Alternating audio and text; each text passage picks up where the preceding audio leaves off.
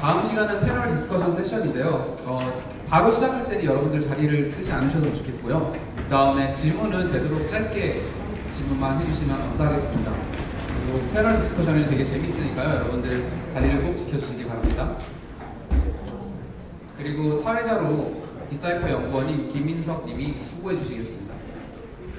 청중분들께 먼저 질문을 받도록 하겠습니다. 질문 있으신 분들은 자유롭게 손을 들어서 발표해 주시면 좋을 것 같습니다. 우선 제일 먼저 질문해 주시죠. 안녕하세요. 저는 게임엑스 코인을 이제 개발하고 있는 GXC의 대표이사인데요. 디콘 쪽에 약간 좀 질문을 드리고 싶거든요.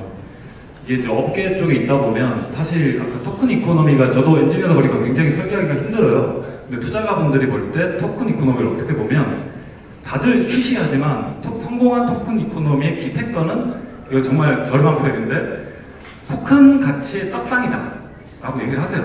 투자가들 입장에서는 이 토큰을 사는 순간 이 토큰이 왜 올라가는가 라는 구조적인 설계를 사실 많이들 요구하거든요. 근데 이제 뭐 업계에서는 그렇게 쉬쉬하는 거고 디콘의 입장에서는 정말 딱 하나만 꼽는다면 이 토큰 이코노미가 가장 성공한 어떤 키팩터 하나가 딱 뭔지가 좀 궁금하긴 합니다.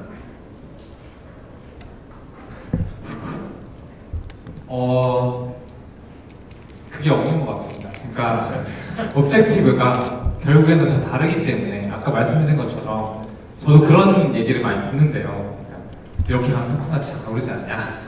근데 그러니까 오브젝티브가 그건 아니라고 생각하거든요. 저는 토큰 가치가 오른다라는 거는 인센티브가 그 어떤 기여한 사람들한테 주어지고 그 사람들이 장기적으로 이 네트워크를 성장시킬 인센티브를 주기 때문에 그 오브젝티브를 달성하는 데 있어서 수단이 되는 것이지 그거를 이제 오브젝티브로 삼으면 이제 문제가 많이 발생할 수 있는 거고 되게 다른 솔루션들이 나올 수 있는 것 같은데 그거는 사실은 설계자의 어떤 역량인 것 같습니다. 그러니까 그 딱 정확한 오브젝티브가 뭐라고 생각하시고 예를 들면은 게임엑스 코인의 그런 자체적인 목표는 이런 것이다 라고 했을 때 그러면은 그러기 위해서는 토큰 가치가 상승해야 된다라고 하면은 이제 그런 솔루션이 필요한 것이고요. 또 아니면 아닌 것 같습니다.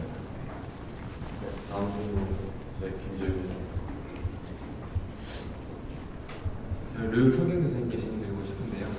제가 이더리움에 관한 공부를 할 때 솔리디티를 설계할 당시에 랭귀지적으로 자바스크립트, 에크마스크립트 6 신텍스를 따라서 만들었다고 돼 있더라고요.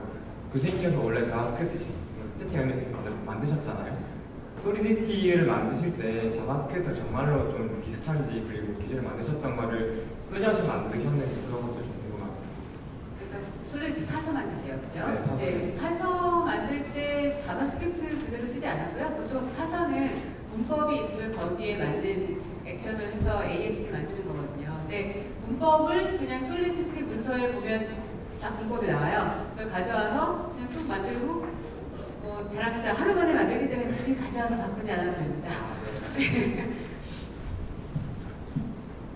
그 다음, 네, 저기 뒤에 계신 가운데 기둥 옆에 계신 분께 질문 드리겠습니다. 네, 안녕하세요. 저는 인포뱅크의 장중혁이라고 하고요. 그 디콘에 여쭤보고 싶은 게 그 메커니즘 디자인은 사실은 거기서는 화폐에 대한 얘기가 없지 않습니까?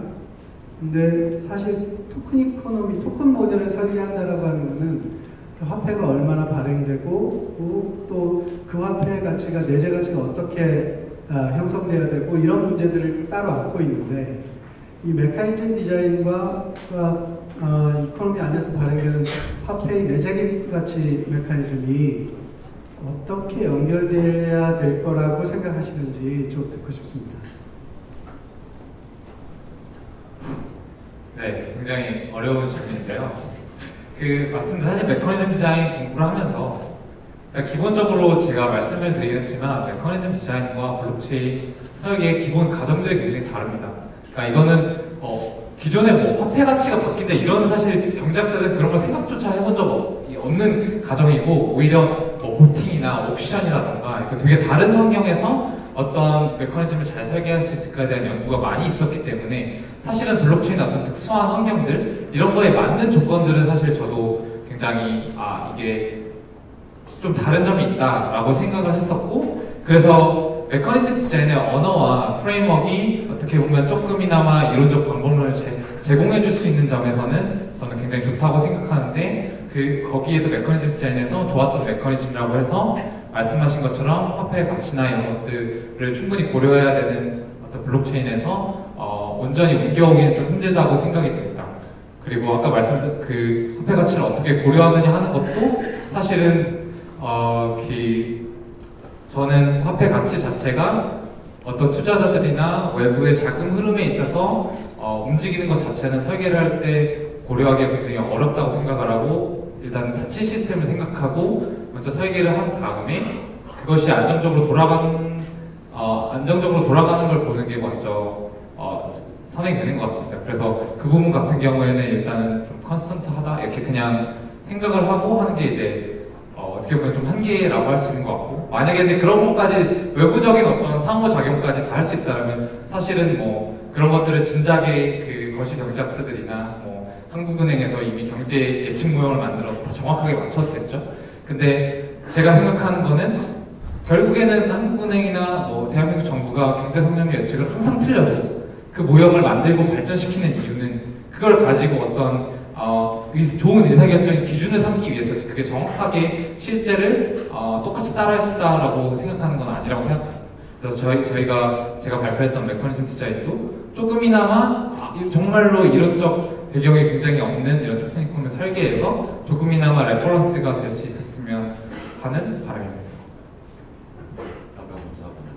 그 다음 질문, 네, 여기 회색 옷 입으신 분 질문하신 다음에 뒤에 분 질문 받겠습니다.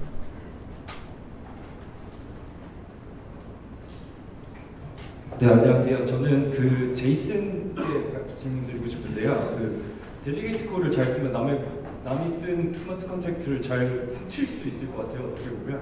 그러면 이제 아까 말씀하신 대로 새 버전의 스마트 컨트랙트한테 콜을 보내거나 아니면 프록시에다가 콜을 보내서 제가 똑같은 서비스를 제가 할 수 있을 것 같은데 그거를 어떻게 방지할 수 있을지 궁금합니다. 네, 뭐 결론적으로 말씀드리면 방지하기 어려울 것 같고요. 사실 최근에 나온 이제 포모 3D라는 이더리움 게임이 있는데 실제로 스마트 컨트랙트의 특성상 모든 게 다 블록체인의 코드가 공개되기 때문에 사실 그냥 카피해서 실제로 그 에코시스템을 옮겨올 수가 있거든요. 근데 여기서 저는 좀 차별점이 있다라는 게 블록체인은 결국에 약간 커뮤니티 싸움인 것 같거든요. 실제로 똑같은 사람이, 그러니까 다른 사람이 똑같은 코드를 갖고 서비스를 만들어도 실제로 커뮤니티가 붙어주지 않으면 활성화가 안 되는데 만약에 커뮤니티를 붙게 할 수 있는 능력까지 있다면 사실 활성화 될 수 있겠죠. 그래서 사실 블록체인을 쓴다고 했을 때 어느 정도 그러한 리스크는 좀 감수하셔야 될 것 같습니다. 저는 약간 다른 생각인데요. 그래서 델리게이트 보여줄 때부터 저거 위험할 텐데 이런 생각이 들었거든요. 그래서 저희 연구실에서 하고 있는 게 그 델리게이트를 써서 공격하는 거 이런 거거든요. 그래서 이게 좀 어려워요. 다이나믹하게 코드를 바꾸는 게 아까도 잘 말씀해 주셨지만 라이브러리 업그레이드 할 때도 필요하고 버그 있을 때 픽스하는 것도 필요하고 다양한 이유가 있어요. 그런데 현재 구조에서는 어려워요. 그래서 예를 들어 어떤 제안을 할 수 있냐면 델리게이트 콜을 쓰지 마세요. 풀로 컴파일하세요. 할 수도 있어요. 솔리디티가 이더리움 바이브 코드를 컴파일할 때 지금은 잠시 생각을 해보면 퍼블릭 라이브러리 펑션 콜이 아마 델리게이트 콜로 컴파일 될 텐데 델리게이트 콜 쓰지 말고 풀로 쓰세요 라고 할 수도 있죠. 근데 그것을 콜러 콘텍스트를 못 쓰는데 그러지 않고 쓰라는 거죠. 위험한. 그러면 사실 그 델리게이트 콜 자체에 대한 문제점이 있다라고 뭔가 가정이 되어야지만 그런 것들을 막을 수 있는데 그러니까 어떤 점들이 좀 구체적인 게 있을까요? 그러니까 아까도 매우 잘 말씀해 주셨는데 함수가 다른 함수를 부를 때 부르는 애를 콜러라고 하고 불리는 애를 콜리라고 해요. 그러면 콜러하고 콜리는 다른 동네에 있어서 얘가 이거를 건드리면 안 되거든요. 델리게이트 콜은 아예 의미 자체가 콜러걸 갖다 쓰거든요. 그러면 이게 샌드박싱이 전혀 안 되는 거예요. 네, 맞습니다. 네, 그래서 매우 위험하다는 네, 그래서 이거를 좀 제한적으로 잘 써야 되는 게 맞는데요. 사실 저희가 제안했던 방법에서는 그 프록시 컨트랙트가 자체적인 변수 선언이 어떻게 보면 없다라고 보시면 될 것 같거든요. 어떻게 보면 이제 충돌이 안 날 수 있는 거죠. 그러니까 그 델리게이트 콜의 콜리 컨트랙트가 현재 콜러 컨트랙트의 스토리지를 접근해서 뭔가 나쁜 짓을 할 수 있으면 되는 건데 애초에 그런 걸 선언을 안 해버리거나 실제로 충돌이 안 날 수 있게끔 하면 좀 안전한 것 같아서 그래서 좀 잘 쓰면 되지 않을까? 그치만 그럼에도 불구하고 문제점은 잘못 썼을 때 문제점이 있을 수 있다라고 생각해서 유성윤 교수님이 연구하신 그런 분야들이 어떻게 각광받으시나요? 우리 아름답게 그래서 제가 아까 들으면서 우리 끝나고 조용히 할 말이 있겠다는 생각이 네, 저기 뒤에 여기 먼저 질문해 주시고 뒤에 질문 드리겠습니다. 그 데콘 발표하셨던 분한테 질문드리는데요. 지금 스토리체인이라는 프로젝트 진행 중이고요. 저희도 이제 토큰 이코노미를 설계에 많이 지금 고민하고 있는데, 우선은 저희 어플을 썼을 때 보통 대부분 두 가지를 가져가고 있는데요. 보상표를 어떻게 채우는가 가장 문제잖아요. 보상표를 채우는 방법의 기본적인 전제 조건은 대부분 이제 자기의 토큰 가치가 향후 앞으로 상승한다는 전제하에 대부분 이제 디자인을 하고 있거든요. 그렇게 하고 있는데 그게 첫째 과정이고, 그 다음에 계속 서비스 사용자들을 무한 확장을 해서 계속 저희 서비스를 사용하게 해야 되는데, 그 보상표를 채우는 방법 중에 좀 괜찮은 프로젝트들이 이미 있었는지 하고요. 아니면 뭐 개인적으로 생각했을 때 좋은 방법이 뭐가 있을까에 대해서 고민입니다. 네, 일단 제가 이름을 설명드리겠는데 저는 송범근이고요. 혹시 기억을 못하셨을까봐.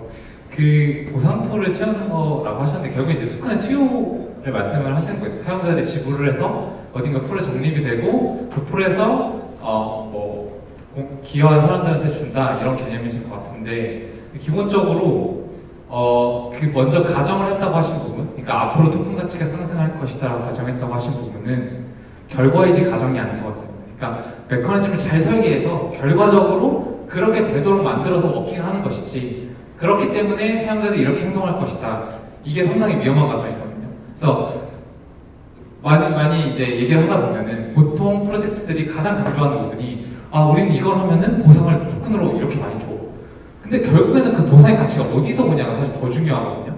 그러면 결국엔 그 토큰의 수요가 누군가는 토큰을 현금을 주고 산다는 건데, 그 가치 있는 어떤 화폐를 주고 산다는 건데, 그 가치를 뭔가 그 네트워크에서 서비스로서 제공을 해줘야지만 그게 있는 거죠. 예를 들면은 제가 스토리체인이 제공한 서비스 잘 모르지만, 예를 들면 어떤 서비스를 제공을 한다라고 하면은 그 서비스를 제공함에 있어서 반드시 그 스토리체인이 필요해서 어떤 사람이든 간에 그거를 뭔가 비트코인이든 아니면 원화든 그걸 가지고 그걸 사서 그게 이제 풀에 들어갔을 때 그게 보상으로 가야지만 맞는 접근인 것 같습니다. 그래서 결국에 그 질문은 어떻게 하면은 이 네트워크가 서비스로서 고객들한테 유틸리티를 주는 부분이냐, 그리고 그걸 어떻게 하면 토큰과 연동시킬 수 있느냐, 이게 키인 것 같습니다. 네, 그거를 뭔가 제너럴하게 보상을 채울 수 있는 방법이라는 거는 일단 없는 것 같고요. 네, 그 다음 질문을 저기 뒤에서 먼저 해주셔서요. 이쪽 갖고 질문 드리겠습니다. 네, 저 제이스킴에게 질문 드리고 싶습니다. 업그레이드able 스마트 컨트랙트에 대해서 얘기를 하셨는데요. 저는 여기에 대해서 본질적인 회의를 갖고 있습니다. 컨트랙트의 본질은 약속이고, 약속의 본질은 불변한다는 거거든요. 그래서 계약을 이제 개발자 원대로 나 이런 피처를 넣고 싶어 해서 바꾼다고 한다면은 이게 과연 계약으로서 의미가 있을까? 집문서가 있는데 그 한국 정부가 너 집문서 있지? 이거 뭐 7억 원짜리 강남에 그냥 아파트인데 이거를 달동네에 있는 집으로 업그레이드 해줄게. 이러면 그 집문서의 가치가 어떻게 되겠어요? 그리고 크립토키티도 그렇습니다. 개발자가 어느 날 너네 크립토키티에 대해서 이제 피처 하나 더 줄게. 그래 놓고서 이제 하는 거는 너는 세상에 있는 모든 고양이들을 자기 지갑에 다 갖다 놓는 거예요. 그럴 수 있죠. 그래서 이제 이 불가변성이야말로 스마트 컨트랙의 본질이라고 생각합니다. 그거 불가변성이 없다면은 피처를 그냥 마음대로 넣을 수 있다면은 중앙화된 서비스를 쓰지 굳이 크립토키티 같은 이제 탈중앙화된 서비스를 쓸 리가 없겠죠. 그래서 이제 크립토키티는 포켓몬 고 같이 직접 교배도 가능하고 살 수도 있고 싸움도 할 수 있고 진화도 가능하고 이런 다양한 피처가 있는데도 불구하고 크립토키티가 성공할 수 있었던 이유는 불가변성이 있었기 때문이다라고 저는 생각합니다. 여기에 대해서 어떤 입장 갖고 계시는지, 이 불가변성 문제를 단순히 그냥 피처 챌린지라고 해서 슬라이드 하나에 그냥 다 때려 넣어서 얼버무릴 수 있는 건지 그거에 대해서 듣고 싶습니다. 네, 좋은 질문 해주셔서 감사합니다. 일단 이번 발표는 실제로 업그레이드 불가능할 것이다라고 생각하는 거에 대해서 업그레이드 가능하다라는 일종의 가능성을 제시한 발표라고 보시면 좋을 것 같고요. 실제로 그 부분에 대해서는 많은 좀 담론들이 이루어져야 될 것 같은데요. 실제로 업그레이드가 방금 설명하신 모든 가정들은 업그레이드가 특정한 한 명의 주체한테 모든 권한이 주어져서 그 사람만 할 수 있다라는 문제가 될 수 있을 거라고 생각하는데요. 그런 경우가 아니고 누군가의 뭔가 이 생태계에 참여할 수 있는 사람들의 합의 과정을 통해서 만약에 업그레이드가 일어나서 더 좋은 방향으로 갈 수 있다면 사실 충분히 좋은 기능이 될 수도 있다고 생각합니다. 그래서 방금 해주신 질문 같은 경우를 실제로 현업에서 아니면 뭔가 프로덕트 레벨에서 적용하기 위해서는 충분한 고민들이 있고 그거를 결정하는 뭔가 시스템도 같이 만들어야지 의미가 있을 거라고 생각해서 저희가 퓨처 월크에 넣었던 것입니다. 네, 이 부분은 저도 사실 궁금했던 부분인데요. 이제 업그레이드 스마트 컨트랙트를 할 때 누가 업그레이드하고 그 거버넌스를 어떻게 관리할 것인지에 대한 부분입니다. 그래서 이 부분은 사실 범근님께 한번 여쭤보고 싶었는데 실제 프로젝트 중에서 뭐 이런 거버넌스 측면에서 잘 운영되고 있었던 케이스들이 있었는지 말씀해 주시면 좋을 것 같아요. 네, 그래서 사실 이게 이제 또 근본적인 되게 블록체인의 한계가 업그레이드 프로토콜인데 업그레이드를 빨리 해야 된다. 약간 이런 것들, 왜냐면 기술도 새롭게 바뀌고 말씀하신 것처럼 피처를 추가해야 될 수도 있는데 그런 경우에는 이제 결국에는 의사결정 시스템, 즉 거버넌스라고 부르는 걸 통해서 해결하려는 시도들이 많이 있고요.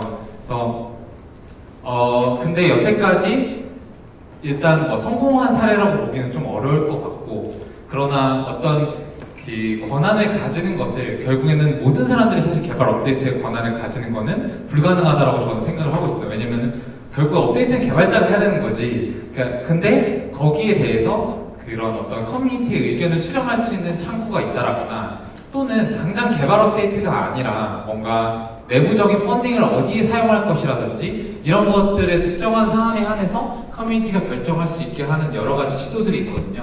그리고 그런 사안을, 그러니까 결정의 스코프를 또 제한하는 것과 다르게 그 보팅을 할 때의 메커니즘, 아까 메커니즘에 대해서 보팅이 되게 중요하다고 했었는데 특정 사람들이 너무 많은 권한을 행사할 수 없게 하는 보팅 메커니즘이라든지 아니면 어느 정도 제가 토큰을 홀드하고 있어야 기본적으로 이 네트워크의 스테이크홀더라고 보고 토큰을 준다든지 이런 식으로 조금 더 어드레스드한 이런 그 의사결정 시스템들이 많이 시도가 되고 있거든요. 그래서 그거 자세한 걸 이제 다 설명드리기가 어려울 것 같고 저희 미디엄 버번스를 보시면 감사하겠습니다. 제가 잠깐 첨언을 하자면 저도 처음에 퍼블릭 블록체인, 프라이빗 블록체인 들을 때 제가 첫 마디가 뭐였어요?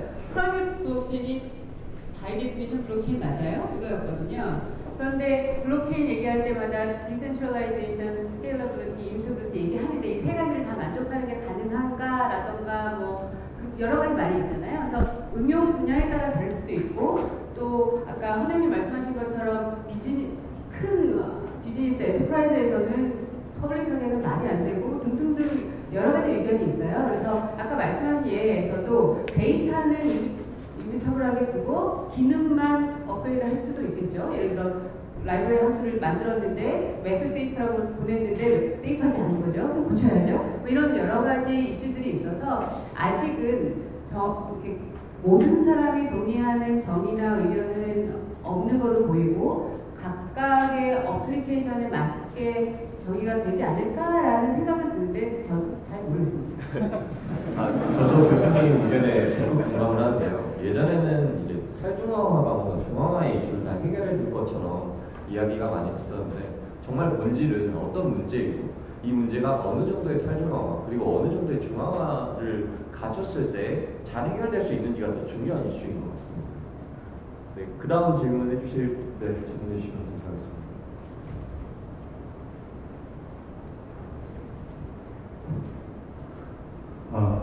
저는 아시안보스에서 신소를 맡고 있는 이부형이라고 합니다. 저는 외계 없이 이해하는 암호화 프레임에서 송경준님한테 질문을 드리겠습니다. 일단 오늘 그 토큰 이코노미 관련해서 메커니즘 디자인 설명을 해주셨는데 저도 토큰 이코노미에 굉장히 관심이 많은데 이렇게 쉽게 이해된 게 처음이라 외계 없이 이해하는 토큰 이코노미가 또 나오지 않을까라는 생각이 들었고요. 제가 이제 강의를 들으면서 질문 드리고 싶었던 부분은 저희가 토큰 이코노미를 설계할 때 이제 저희가 오브젝티브를 잡고 컨스트레인트를 잡고 그러고 나서 이제 각각의 시나리오에 따라서 여러 가지 초기치를 잡고 모델링을 할 텐데 결국에 프로젝트가 진행이 되다 보면 사용자들이 참여하게 되고 커뮤니티 규모가 커지게 되고 어떤 순간에 저희가 초기 설정한 어떤 그런 가정이라든지 그리고 예상한 시나리오들을 움직이지 않을 때 그 어떤 생태계 자체가 전혀 다른 방향으로 가게 될 것 같거든요. 그러면 이제 이런 설계를 하고 고려를 할 때 수행단에서 나중에 이거를 좀 업그레이드를 한다든지 아니면 좀 보완을 할 수 있는 거에 대한 방법론적인 초기 그 어떤 시나리오도 있어야 될 것 같은데 그런 부분에 대해서도 지금 토큰 이코노미 설계하실 때 고려가 좀 되는지 아니면 토큰 이코노미가 한번 설계해서 프로젝트가 런칭이 되고 의도하지 않은 방향으로 가게 될 때는 되돌릴 수가 없기 때문에 다른 프로젝트를 또 준비해야 되는 건지 그게 좀 궁금합니다. 이 부분이 이제 앞선 질문과 굉장히 통해 있는 부분인 것 같아요. 결국에는 근데 제가 메커니즘이라고 말씀을 드렸지만 이제 경제학적 관점에서 말씀드린 결국에는 이제 그냥 스마트 컨텐츠 세트거든요. 그냥 그랬을 때 그러면은 정말로 이게 보안 관점에서 문제가 있을 경우도 있고 아니면 어떤 경제학적인 관점에서 인센티브로서 작동하지 않을 문제도 충분히 발생할 수 있습니다. 외부 환경이 바뀌거나 파라미터가 바뀌거나 사실은 인간 사회라는 건 어떻게 될지 모르는 거고 여기 이 특정화 네트워크라는 각각의 개인들이 다 사람이기 때문에 이제 그런 부분들을 당연히 바꿔가야 하고 어떻게 하면 좀 더 잘 어댑티브하게 할 수 있을까 하는 것들이 되게 중요한 문제이긴 할 것 같습니다. 근데 그거는 결국에는 다시 말씀드리자면 약간 거버넌스의 문제인 것 같고요. 그랬을 때 커뮤니티는 어떻게 반응할 것인가 그 커뮤니티들의 의견이나 또는 정말로 이런 이코노미 메커니즘을 설계한 사람들이 또 거기서 이제 개발자의 역할일 텐데 그런 사람들이 먼저 주도적으로 의견을 내고 만약에 내가 설정했던 메커니즘이 이런 식으로 워킹하지 않아서 사실은 바꿔야 된다는 거를 어떤 제공하는 근거로서 커뮤니티 합의를 이끌어내는 근거로서 그런 모델들이 좀 쓰일 수 있을 것 같고 결국에는 그걸 얼마나 그 대중들의 의견을 적용하고 그리고 얼마나 누군가 중앙화해야 될 것인가는 프로젝트의 약간 폴리시에 가까운 면인 것 같습니다. 저는 조만간 성공부님이 그 외교 없이 이해하는 토큰 이코노미가 아니라 린 토큰 이코노미에 대한 주제를 있어야 된다라는 생각을 하고 있습니다. 다음 질문 질문해 주시면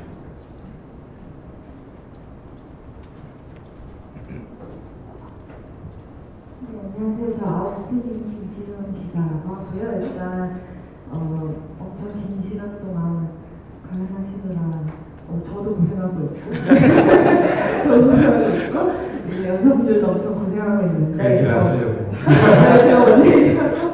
네, 좀 계속 요즘에 특히 궁금한 부분에서 아마도 이제 본근님께서 말씀을 해주셔야 될 것 같은데 이게 경제학적으로 이제 인센티브 모델을 만드는 거잖아요. 근데 이게 가장 궁극적인 전제는 결국 어느 정도 참여자가 최소한 있다? 그리고 많다? 약간 그런 게 가장 근본적인 전제인 것 같아요. 그래서 그들에게 인센티브를 준다라는 걸로 이제 메커니즘 디자인이 시작이 되는 것 같은데 사실 그것부터가 문제일 수도 있겠다는 생각을 요즘에 했거든요. 그러니까 참여자가 존재한다. 근데 존재하지 않으면 어떡하지라는 생각을 할 때가 많아서 그래서 역으로 아까 말씀하셨던 뭔가 토큰이 상승하는 방식의 전제를 넣어서 참여자를 만들면서 그들이 서비스를 알게 해서 결국 거기서 메커니즘 디자이닝이 굴러가는 걸 수도 있겠다는 생각을 하면서도 근데 결국 사람들은 토큰 상승만 보고서 그것만 하고 먹튀를 하지 않을까라는 생각도 들면서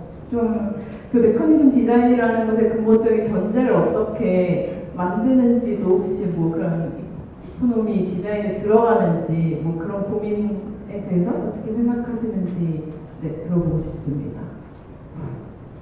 네, 일단은 말씀하신 문제가 되게 중요하고요. 왜냐면 네트워크라는 거는 결국에 부트스트래핑이 돼서 여기에 대해서 마켓이 형성이 돼 있고 그렇기 때문에 인센티브가 작동할 것이다라고 가정을 해야 되는데 그 초기 단계에서는 그래서 사실은 많은 프로젝트들이 ICO라는 걸 되게 부정적으로 보지만 ICO라는 게 필요할 수밖에 없는 이유는 이제 그 부분인 것 같습니다. 초기에 그러면 일단 사용자가 없는데 뭐 처음에 전화가 처음 개발했을 때 전화를 쓴 사람이 없었을 거 아니에요. 그 인터넷 이메일을 처음 이메일을 딱 만든 사람은 이메일을 아무데도 보낼 수가 없었겠죠. 근데 그런 것들이 결국에는 이제 그걸 만약에 일종의 토큰이라고 한다면은 처음에는 토큰이 아무 가치가 없습니다. 근데 그것들을 투자자들이 만약에 팀 프로젝트 팀이 그걸 정말 잘 만들어서 그 프로젝트 팀이 이 서비스에서 제공하고자 하는 가치가 메이크센스 하다면은 투자자들은 자기의 토큰을 미리 사서 어떻게 보면 그 사람들이 먼저 시장을 만들어주고 그 시장을 기반으로 이제 그 다음에 사용자들이 들어와서 그 사용자들이 그 시장의 유동성을 기반으로 이런 인센티브 구조가 되는 게 이상적인 방향이고요. 네, 그게 아마 유일한 제가 알고 있는 그런 부트스트래핑의 방법인 것 같고, 그러나 이제 문제는 사실 그런 부트스트래핑을 했는데 그러면은 이제 투자자들에서 어떻게 사용자로 넘어갈 건가? 솔직히 99% 투자자는 사용자는 아닙니다. 그래서 어떻게 하면 사용자로 전환시킨 건가 하는 문제가 되게 지금 블록체인 생태계가 풀어야 할 문제인 것 같고요. 그것들은 이제 단순히 이코노미가 아니라 앞서 저희가 그 기술 세미나에서도 여러 번 얘기했던 여러 가지 한계들, 블록체인이 가지고 있는 정말 지금의 발전된 컴퓨터 사이언스에 비하면은 옛날 정말 한 20년 전에 그런 성능을 보여주는 그런 기술이기 때문에 그런 한계가 있는 것도 같고요. 그러나 저는 장기적으로는 이런 것들 좀 발전해서 정말로 사용자가 생기는 것들이 나오고 이제 그렇게 잘 전환된, 그러니까 초기 투자에서 그 사용자를 정말 사용하는 네트워크로 잘 전환된 사례들이 나왔으면 좋겠습니다. 동근님께서 잘 정리해 주신 것처럼 토큰 이코노미의 장점도 있는 것 같은데 결국에는 유스 케이스들이 아직 없어서 그런 거에 대한 불확실성이 큰 것 같습니다. 이 패널 토론 이후에 사실 그런 아이디어에 대해서 저희가 좀 다루고자 합니다. 또 다른 질문이신, 저기 뒤에 분 먼저 질문을 받고 그 뒤에 보라색 셔츠 입으신 분 먼저 질문을 받고. 네. 안녕하세요. 정설민이라고 합니다. 그 해치역스 제이슨님한테 질문을 하겠습니다. 포모 3D처럼 원래 이제 블록체인에서만 각광받을 수 있는 무언가에 대해서 생각을 많이 하고 있었는데 거꾸로 생각해서 이제 해치역스가 제안한 것처럼 뭔가 이제 사용자가 참여를 해서 누구나 업데이트 가능한 탈중화가 가능한 코드도 가능할 것 같다는 생각을 했고요. 그걸 통해서 많은 걸 배우게 돼서 감사합니다. 그리고 궁금한 점은 이제 해치랩스가 정확하게 스마트 컨트랙트의 보안에 대해서 정확하게 자신 있게 이렇게 나오고 있는데 테스트 및 보안에 대해서 어떤 방식으로 진행이 되는지 궁금합니다. 네, 그 발표 주제와는 별개로 해치랩스에 대한 질문이죠. 네, 감사합니다. 해치랩스는 이제 유승열 교수님이 하시는 것과 되게 비슷한 연구들을 하고 있고요. 실제로 저희도 이제 오엔트나 미스트리 같은 툴에 대해서 연구를 하면서 실제로 사전에 스마트 컨트랙트에 어떠한 보안적 취약점이 있는지를 검사하고 있는 회사입니다. 그러던 와중에 저희가 이제 스마트 컨트랙트를 많이 다루고 실제로 보안적으로 문제가 있는 보다 보니까 이 스마트 컨트랙트의 다양한 기능들을 알게 되었고, 사실 오늘의 주제는 약간 그 다양한 기능들을 알게 되어서 이걸 갖고서 업그레이드 가능한 스마트 컨트랙트로 만들어 볼 수 있지 않을까라고 생각하고 발표를 했던 것입니다. 네, 그리고 제가 그 질문에 이어서 약간 유성훈 교수님한테 여쭤보고 싶은 게 하나 있는데요. 사실 요즘 저희도 많이 하는 고민이고 저희한테도 아마 질문자께서 궁금하셨던 것 같은데, 실제로 그 대부분의 많은 취약점 분석 툴들이 예를 들면 뭐 오엔트나 미스리 같은 툴들은 되게 심볼릭 익스큐션을 베이스로 하고 있는데 사실 그들이 약간 제너럴하게 모든 문제를 약간 커버하지 못하고 있는 것 같아서 저희가 궁금한 거는 어떠한 툴들이 나와서 그냥 모든 문제를 우리가 다 잡아줄 수 있어, 그냥 이런 툴들에 대한 연구가 가능할 것인지, 사실 그게 가능하다고 나오는 좀 아쉬움들도 많이 있는 걸로 알고 있거든요. 사실 그래서 교수님이 보시기에는 그런 관점들이 어떤지, 만약에 좀 더 제너럴한 시큐리티 툴이 나오면 어떤 방식으로 연구를 하는 게 좋을지에 대해서 좀 의견을 들어보고 싶었습니다. 일단 모든 문제를 다 잡는다고 하면은 믿지 마시는 게 정답이고요. 말이 안 되죠.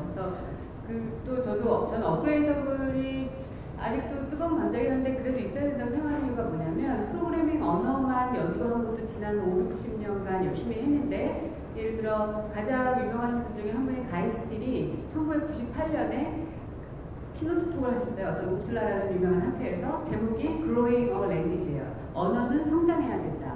아무리 유명하고 대단하고 훌륭한 사람, 아니면 훌륭한 팀이 만든 언어라도 10년을 가면 못 써요. 왜냐면 자바도 1.4, 1.5 넘어갈 때 타이파부터 들어가고 1.6 할 때 패러디스 들어가고 가장 최근 1.8에 람다 들어가고 계속 성장하거든요. 이게 아무리 훌륭해도 10년 후에 어떤 일이 일어날지 모르는데, 그래서 언어도 성장해야 되고 어떤 라이브러리도 성장해야 되고 성장해야 된다는 게 있다고 생각을 하고요. 그래서 어떤 문제든 푼다는 분석은 있을 수가 없는데 그렇습니다. 일단 그렇고, 그리고 특히나 모든 문제를 다 잡으면서 정확하게 적는 것은 불가능하다는 게 수학적으로 증명이 됐어요. 네, 그래서 그렇게 좀 세게 얘기하시는 아니구나라고 생각이 되고요. 그 다음에 스무드 익스큐션은 요즘 그 오엔테나 맥슬리나 또 엊그제 블랙햇에서 또 새로운 툴 쭉 나왔던데, 그런 툴들은 보통 아까 제가 대강 돌린다고 했는데 실제로 계산을 하다가 인풋이 없어도 돌릴 수 있을 때까지 돌리는 거죠. 그런데 그러면 실제로 돌릴 만큼만 돌려요. 부티씨는 아까 테스팅 물어보셨는데 실제로 돌릴 수 있는 거에서만 잡아요. 그게 무슨 말이냐? 프로그램이 간단하면 얘한테 들어올 수 있는 인풋이 정해져 있을 수도 있어요. 유한하면 다 해보면 되죠. 시간 많이 들여서. 근데 대부분의 경우에는 인풋이 무한해요. 아무리 시간을 많이 줘도 메모리 많이 줘도 안 끝나요. 그러니까 그럴 때 어떻게 하냐면 테스팅은 일단 내가 돌린 거 아니고 잡으면 진짜 잡은 건데 아마 모래사장에 있는 모래 중에 반짝이에요. 테스팅으로 다 잡는 거 말이 안 돼요. 그리고 그런 거 어떻게 하냐면 아까 또 선생님이 말씀하신 정적 분석이라는 게 있죠. 그건 어떻게 하냐면 그 인피니트한 것을 유한하게 요약을 해요. 그 요약한 동네에서는 다 볼 수 있거든요. 그러면 실제 일어나는 일하고 요약한 동네 사이에 이 괴리감이 있죠.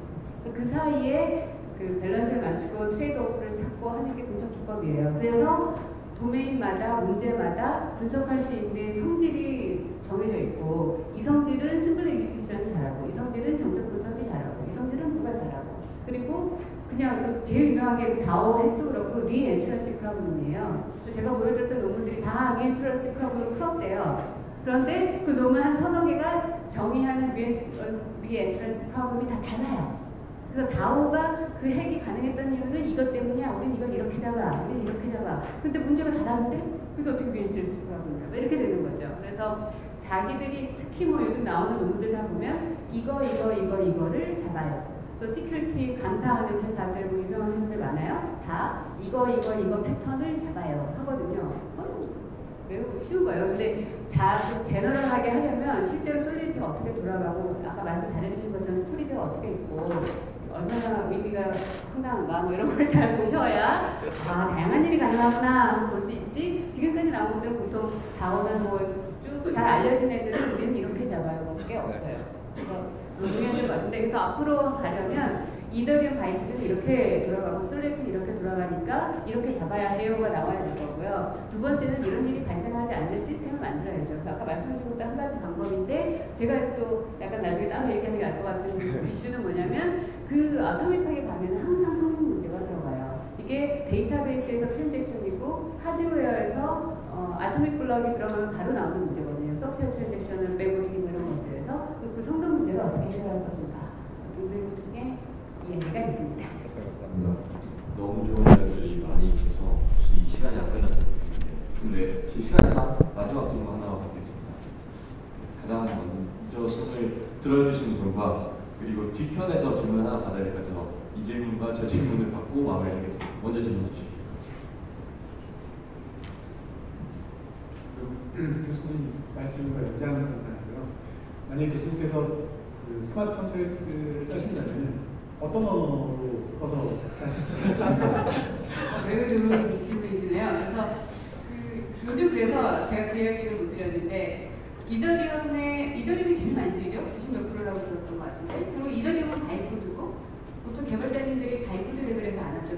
하이웨이 레벨에서 하는데, 그것도 솔리디티, LLM, 바이코 많아요. 근데 그 중에 솔리디티가 제일 많이 쓰이는 거죠. 라고 현재 말한다. 어쨌든 실제 넘버는 모르겠어요. 근데 거기가 있고, 또 하나 새로 또 등장하는 애가 이오스에서 웹어셈블리잖아요.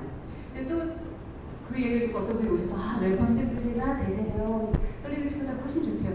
저는 이 문맥에서 듣지 않고 이제 프로그래밍 언어 하는 사람이 어떤 학회에서 저희들끼리 조금 더 하게 하는데, 거기에서 자바스크립트 너무 쓰셔서 그 대세는 웹어셈블리예요 하고 발표하는 걸 들었어요. 근데 보면서 아직 멀었구나 이러면서 봤거든요. 왜냐면 아직 뭐 기회도 없고 지원도 안 했고 여러 가지 회사들이 모여서 컨소시엄으로 디스커스 하는 단계예요 지금. 근데 갑자기 그렇게 해놨더니 얘가 다음 세대의 솔루션인 거야. 아닌데? 아니라고 그랬거든요. 그런데 또 이제 언어하는 사람들 중에서 제일 훌륭하고 뭐 잘 만들었다고 하는 언어가 성능 문제가 있지만 하스켈이에요. 그래서 굉장히 레이지하고 뭐 펑셔널한 언어가 있어요. 하스켈 그리고 또 오케이. 그 진영에서 지금 매우 연구 잘하고 하시는 분들이 지난 한 2, 3년간 새로운 플랫폼에 새로운 언어를 만들고 있어요. 실라, 질리카의 실라랑 비슷한 또 테소의 리퀴디티도 있고 여러 가지가 있어요. 우리가 뭘 쓸 거냐라고 하면 저희는 양쪽 다 하려고요. 그런데 솔리디티랑 이더리움도 분석하고 왜냐하면 자바스크립트 한번 겪어봤기 때문에 아무리 좋은 언어를 만들어도 참 좋은데 아무리 설명을 해도 설득이 안 돼요. 근데 일단 쓰시는 거 먼저 해야 되고요. 그 다음에 저희가 생각하기에 훌륭한 언어는 아마도 오케물 기반의 실라나 그 리퀴디티 정도가 아닐까 싶어요. 근데 저희가 그쪽까지는 아직 이야기 중이고 그쪽이 아닐까 생각합니다. 네, 좋은 패널 토론과 질문해 주셔서 감사하고요. 투표대에 계신 분은 아쉽지만 저희가 내려가서 별도로 질문을 받도록 하겠습니다. 귀한 시간 내주시고 좋은 질문해 주셔서 감사합니다. 들어주셔서 감사합니다. 정말 유익한 패널 토론이었던 것 같습니다.